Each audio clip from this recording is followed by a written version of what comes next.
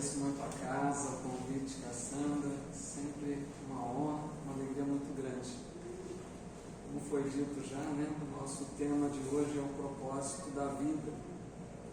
Rogamos então inicialmente a Jesus, o nosso Mestre, que nos envolva a todos em sua santa paz, que nos inspire a todos, para que nós possamos, juntos, nesses momentos que aqui estivermos, recebermos as bênçãos do alto, do entendimento, da paz, do amor que esses amigos espirituais nos oferecem sempre.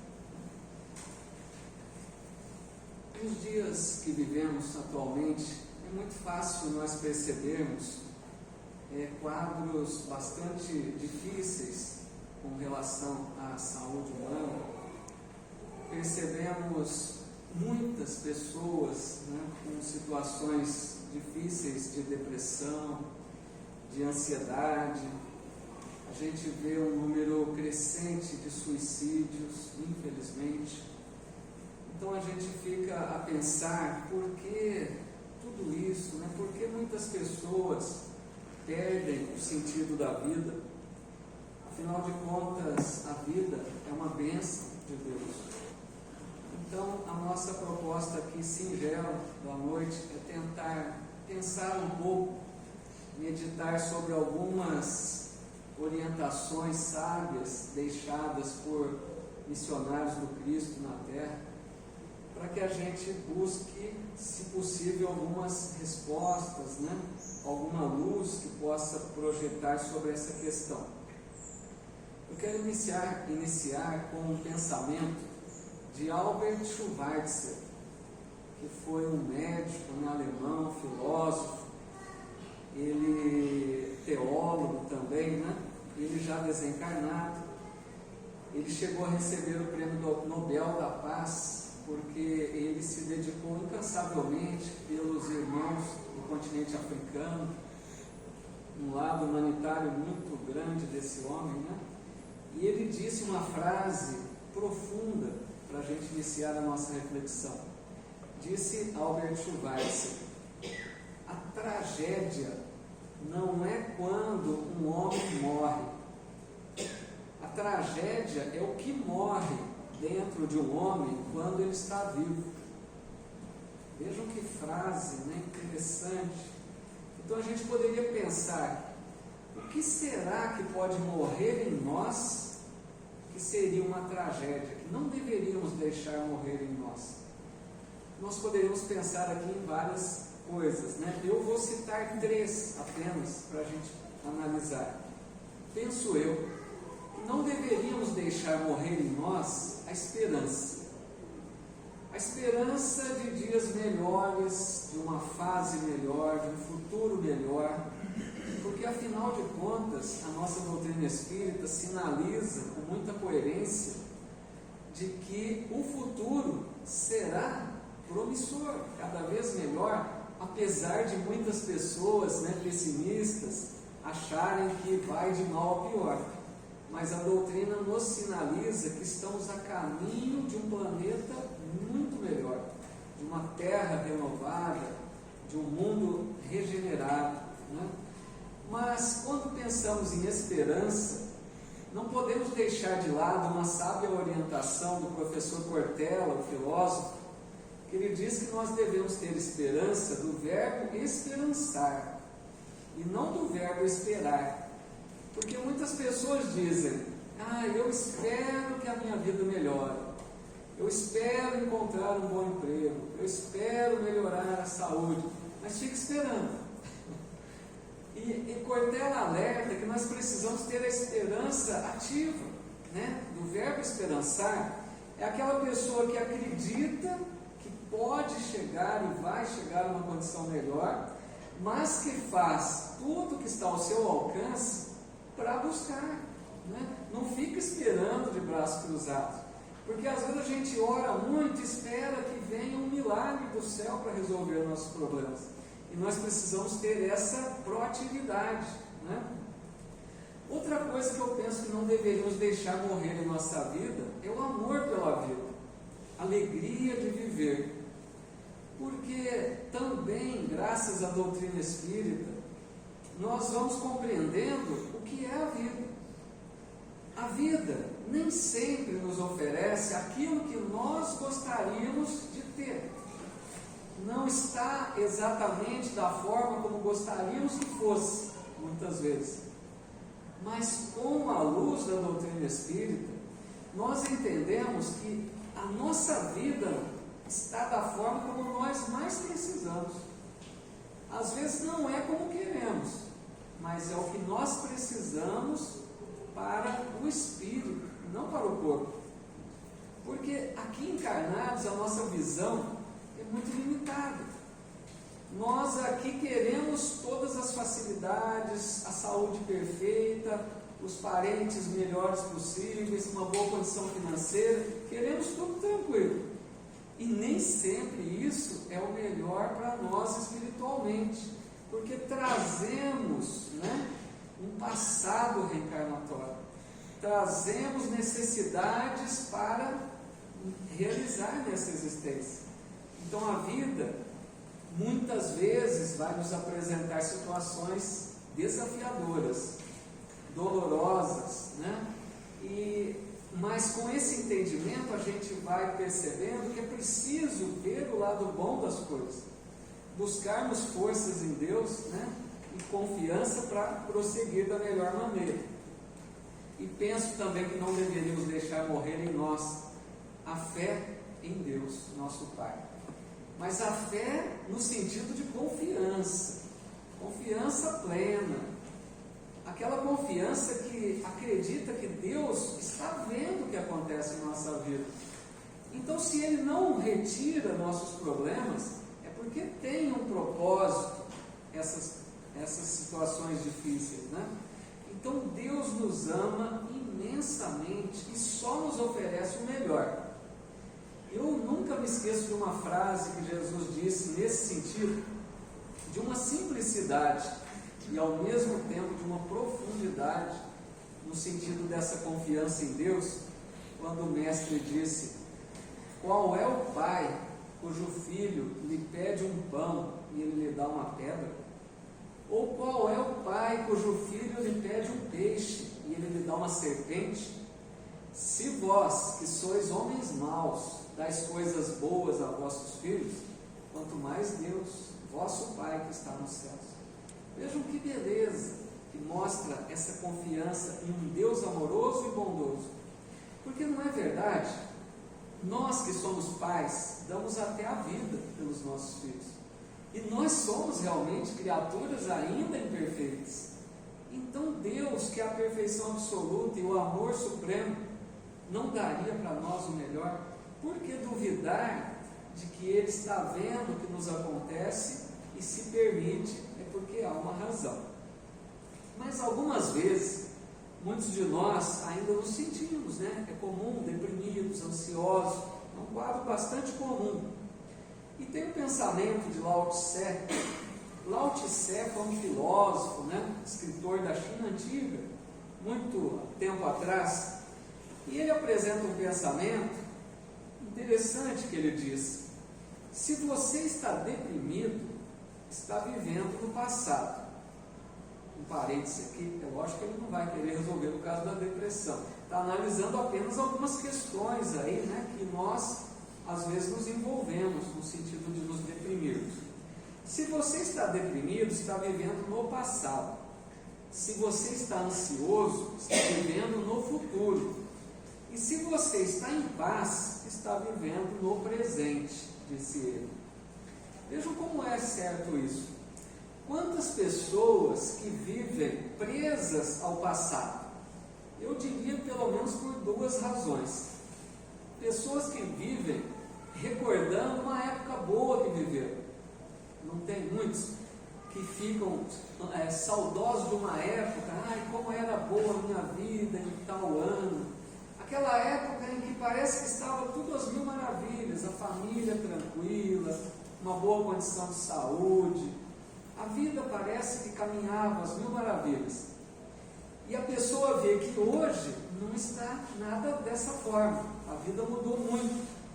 E a pessoa quer que volte essa fase antiga do passado. E o que acontece? Se ela não aceita a fase nova que vive, ela se deprime, porque não vai voltar. Cada fase da vida nos oferece uma experiência diferente. Se tivemos uma época boa e agora não, são outras lições, outro aprendizado, outros desafios, né? Então não deveríamos ficar querendo que volte uma fase boa se estamos vivendo outra hoje. Vamos lidar com essa da melhor maneira. Outras pessoas, por sua vez, também ficam presas ao passado por uma culpa. Quantos, né? Que ficam se lamentando de terem errado e não se perdoam. Como, né? Se todos nós erramos, não disse o mestre, quem estiver sem pecado atire a primeira pedra. Então, não deveríamos ficar chorando pelos nossos erros passados. Todos erramos. O importante é focar de hoje para frente. O que eu posso fazer agora para melhorar, né? Para me tornar alguém melhor, para não errar mais como errei no passado. E aí nos lembramos daquela frase que é atribuída a Chico: embora ninguém possa voltar atrás e fazer um novo começo, qualquer um pode começar hoje e fazer um novo fim. Muito bela, né? E diz Lao Tse também que muitas pessoas vivem ansiosas pelo futuro. Sabe aquela pessoa que está sempre esperando acontecer alguma coisa para viver, né? A pessoa não vive o presente. Ah, mas quando eu me aposentar eu vou ajudar aqui na casa espírita. Ou quando eu tiver saúde melhor, ou quando eu me casar, espero eu me formar. A pessoa está sempre esperando acontecer algo. Ela não vive o momento presente. Sempre ansiosa, sempre aguardando acontecer alguma coisa. Lógico, fica em desequilíbrio pela ansiedade exagerada, né? E ele diz que quem vive o momento presente vive em paz. E nós ainda acrescentaríamos, né, com base em André Luiz e na doutrina espírita, que não basta só viver o momento presente também. Porque muitas pessoas vivem o hoje, o agora, mas de uma forma presas a um certo automatismo. O que é isso? Tem muita gente que vive apenas uma vida fisiológica. Como diz Divaldo Franco, é aquela pessoa que dorme, se levanta, se alimenta, procria, trabalha, começa tudo de novo. Não tem objetivos na vida, não busca alcançar uma meta, não elege, né, algo importante para alcançar na sua vida. É aquela pessoa que vive a vidinha fisiológica. No dizer de Zeca Pagodinho, se não me engano, deixa a vida me levar, a vida leva eu, né? Então a gente, se nós nos descuidarmos, a vida nos arrasta. Nós vamos sendo levados sem nada realizar. Não é isso que se espera de nós. É que nós tenhamos, né, objetivos, planos, metas, principalmente espirituais, né, sabendo quem somos. Então no livro No Mundo Maior, André Luiz dá um arremate para isso, porque ele diz que o ideal é o equilíbrio. É aquela pessoa que tira lições das experiências passadas para aplicá-la no momento presente, para viver hoje da melhor maneira, mas que não perde a visão de futuro de um idealismo elevado. Certo? Aquela pessoa que tira, não fica chorando pelo passado, mas tira lições de tudo que viveu, aplica no hoje, mas não perde a visão de onde ela quer chegar. Então, ela conjuga, né, esses três tempos. Isso seria um propósito de vida, né? Mas tem casos mais complicados, né? Tem pessoas que acabam perdendo o prazer pela vida, sentem desgosto, né, da vida. E essas pessoas, muitas delas chegam ao ponto máximo, né, infeliz do suicídio. E esse problema Kardec já abordou quando perguntou aos Espíritos, na questão 943 de O Livro dos Espíritos: de onde nasce o desgosto da vida que sem motivos plausíveis se apodera de certos indivíduos. Veja como Kardec já percebia isso, né, naquela época. E os espíritos responderam que por causa de 3 coisas, eles dizem, que a pessoa perde o desgosto da vida: pela ociosidade, pela falta de fé e pela saciedade. Vamos pensar nisso. Ociosidade não é no sentido de um trabalho profissional apenas. Não é quem está ocioso sem um trabalho profissional. É quem não tem ocupação útil na sua vida. Porque os espíritos já responderam que trabalho é toda ocupação útil. Por exemplo, nós aqui, todos nós agora estamos trabalhando. Não é interessante essa visão? Porque nós estamos nos ocupando com algo útil. Nós estamos meditando, estudando, pensando, refletindo sobre algo que é interesse da alma. Se a gente está lendo um livro, estamos trabalhando. Se um livro é edificante, é lógico, né? Então a gente tem formas de sermos úteis a nós e aos semelhantes também. Então quem não se ocupa na vida, porque todos podem se ocupar, mesmo as pessoas enfermas, né? Podem orar por alguém, por exemplo.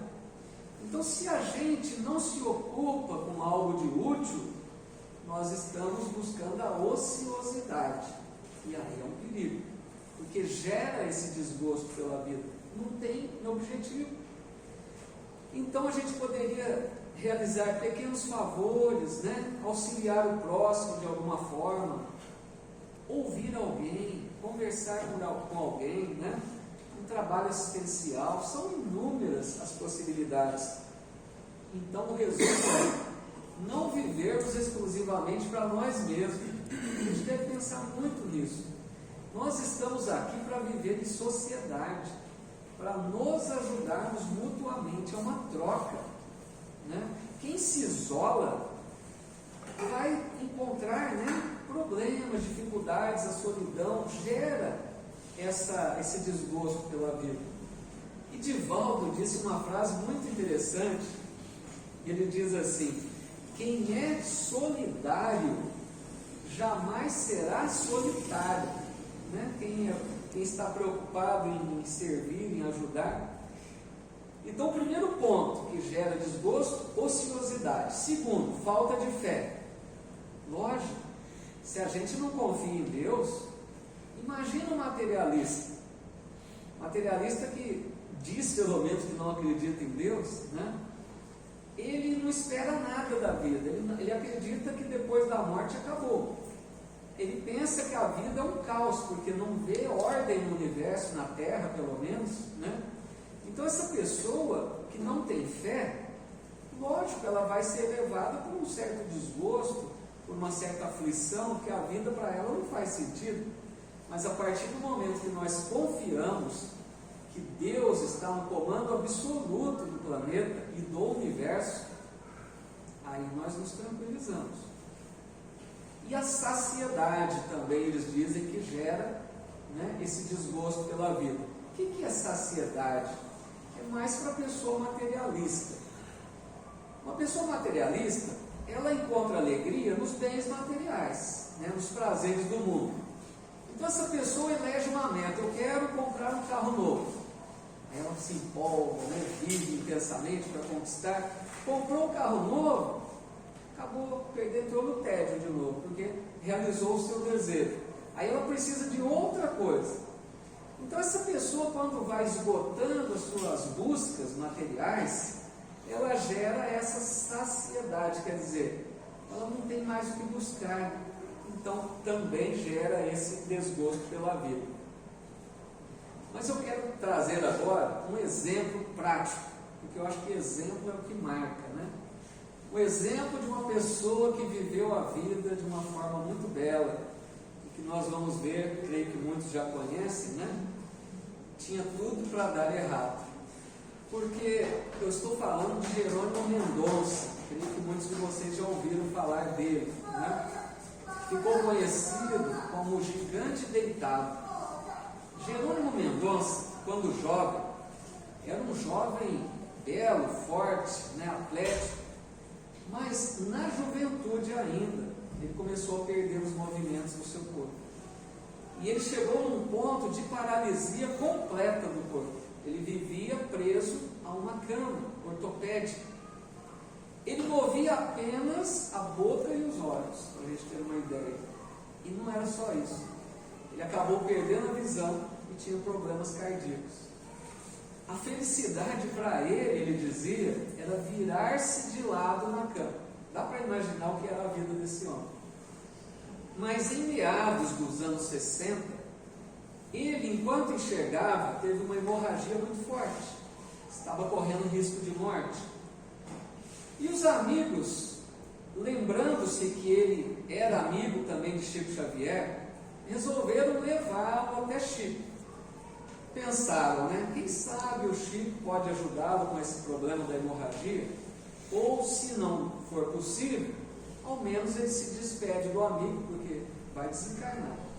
Levaram, quando chegaram até Chico, e Chico percebeu aquele homem envolvido num lençol branco, com muitas marcas de sangue. Ele manteve-se sereno, né? Aquela pessoa equilibrada, e pediu que cada um dos presentes ali onde estava fossem até Jerônimo, um a um, e o beijassem no rosto. Então a pessoa ia, beijava Jerônimo e ele sentia aquela energia, aquela coisa boa, né? Aquela vibração amorosa do amigo. Foram vários que o beijaram. Por último foi Chico. Chico beijou também e estendeu sua mão sobre o abdômen de Jerônimo. A hemorragia cessou. Jerônimo ficou tão bom que naquela noite ele fez o evangelho no lar junto do Chico. E aí Chico Xavier trouxe a explicação para ele. Por que tinha ocorrido aquela hemorragia? E Chico disse para ele: meu amigo, o problema é que você aceitou o coitadinho. Ele tinha desenvolvido um sentimento de autopiedade. Ele tinha muita dó dele mesmo.